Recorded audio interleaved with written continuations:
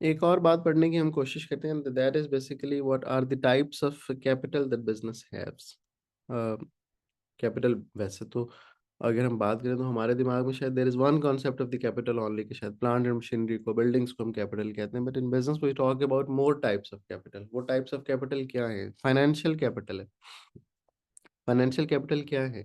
ये वो पैसे हैं जो बिजनेस के पास होते हैं, ये वेल्थ है, फंड्स हैं, मनी है दैट बिजनेस हैव्स, और इस मनी से उसने क्या करना होता है? खर्च करना होता है।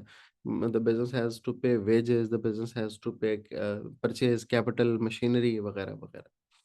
बिल्डिंग्स परचेज करनी होती है, अपने day to day expenditures run करने होते हैं, that is called the financial capital, money का कैपिटल है। और फिर then we have the physical capital. ये वो land and buildings, machineries, tools, motor vehicles, ये जो फिजिकली एसेट्स हैं बिजनेस के पास, वो कहलाते हैं फिजिकल कैपिटल। लेकिन इन सबसे ज्यादा इंपॉर्टेंट एक चीज जो हम पढ़ने के लिए जा रहे हैं, that is basically the intellectual capital. What is this intellectual capital? Let's talk about this. अच्छा, इंटेलेक्चुअल कैपिटल क्या होता है? ये वो नॉन टेंजिबल एसेट्स हैं जो फिजिकली तो प्रेजेंट नहीं होते, but they increase the value of the business. For example, if a business has skill of the employees, वो जो स्किल ऑफ एम्प्लॉइज हैं वो किसी बिजनेस की वैल्यू इंक्रीज करती हैं। You go to a doctor, और वो डॉक्टर अगर वहां मौजूद ना हो हॉस्पिटल में, कोई अदर डॉक्टर चेक कर रहा हो उसकी जगह पे, तो आप उसे चेकअप कराए बगैर वापस आ जाते हैं, because you are going to pay for the skill that doctor haves. तो ये इंटेलेक्चुअल कैपिटल है जो उस डॉक्टर का है, उसका ताल्लुक उस बिल्डिंग के साथ या उस वहाँ पड़ी हुई मशीन के साथ नहीं है, बट इट्स अबाउट, आप किसी होटल रेस्टोरेंट खाना खाने के लिए जाते हैं, उनका हेड शेफ छुट्टी पे हो, उनके खाने का टेस्ट खराब हो जाता है, एंड यू कम बैक, आप वही होटल जो आपका फेवरेट होता है वहां से आप खाना नहीं खाने जाते दोबारा। This is also intellectual capital of that head chef जो कि वहां पे था। ये इंटेलेक्चुअल कैपिटल बच्चों तीन तरह का होता है किसी बिजनेस के पास। एक ह्यूमन कैपिटल है, जिसके पे भी मैंने आपको एग्जांपल्स भी दी।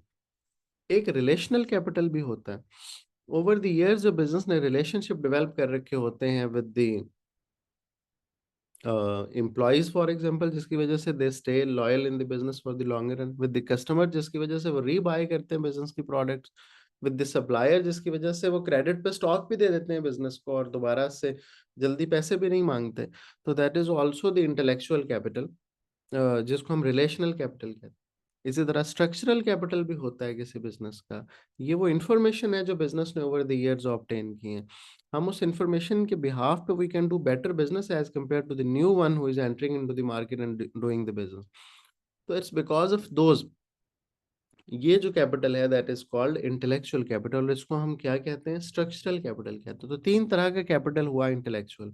वन इज द ह्यूमन और the skill capital, second is the relational capital, and third is the structural capital. Why this is important for the business, और क्यों बिजनेस बहुत ज्यादा फोकस्ड होते हैं? क्योंकि जितना इंटेलेक्चुअल कैपिटल ज्यादा होगा, उतनी ability to innovate, ability to grow ज्यादा होगी। जितना इंटेलेक्चुअल कैपिटल ज्यादा होगा, उतना बिजनेस को competitive एडवांटेज मिलेगा। If in a hospital more skilled doctors are sitting, तो वो हॉस्पिटल ज्यादा अर्निंग करेंगे as compare to the other ones. ठीक है, इसी तरह एक स्कूल के पास ज्यादा अच्छे टीचर्स होंगे तो वो स्कूल ज्यादा ग्रो करेगा as compare to the other one, क्योंकि उसको ज्यादा कंपैरेटिव एडवांटेज मिलेगा। इसी तरह जो इंटेलेक्चुअल कैपिटल होता है किसी बिजनेस में, स्पेसिफिकली लेबर के मुतालिक, it brings new ideas of the business, और वो न्यू आइडियाज बाद में मार्केट करते हैं और आप पैसे कमाते हैं।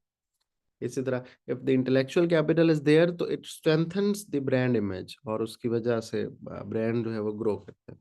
और अगर इंटेलेक्चुअल कैपिटल हो किसी बिजनेस के पास, बहुत स्किल हो, रिसर्च एंड डेवलपमेंट हो, इंफॉर्मेशन हो, तो as a result of that government grants भी आपको मिल जाती हैं।